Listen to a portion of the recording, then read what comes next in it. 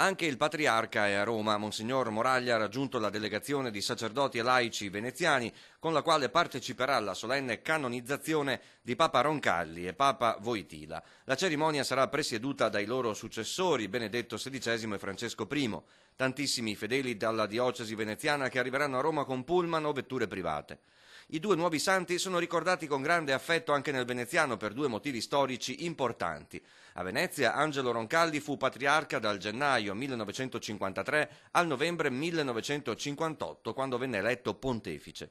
Mentre la visita di Papa Wojtyla alla parrocchia di Gesù Lavoratore di Marghera nel giugno 1985, una delle prime del suo pontificato, fu memorabile. Da oggi fino al 4 maggio una mostra fotografica con anche alcuni filmati ricorderà quello storico evento per il mondo del lavoro e della società veneziana. Giovanni XXIII, quando fu patriarca di Venezia, cambiò il nome di questa chiesa e la intitolò Gesù Lavoratore, e poi Giovanni Paolo II con la sua visita appunto disse quello che abbiamo ben capito. Il discorso dell'etica, il discorso della centralità della persona, il discorso del rispetto della vita di ogni persona risultavano necessari e importanti all'epoca e oggi lo risultano ancora. Come comunità, come società non possiamo arretrare su questa visione altissima del lavoro. Quando Giovanni Paolo II dice che il lavoro è parte della redenzione perché Gesù, il Redentore, ha lavorato, lo colloca in una posizione di vertice anche nell'esperienza umana.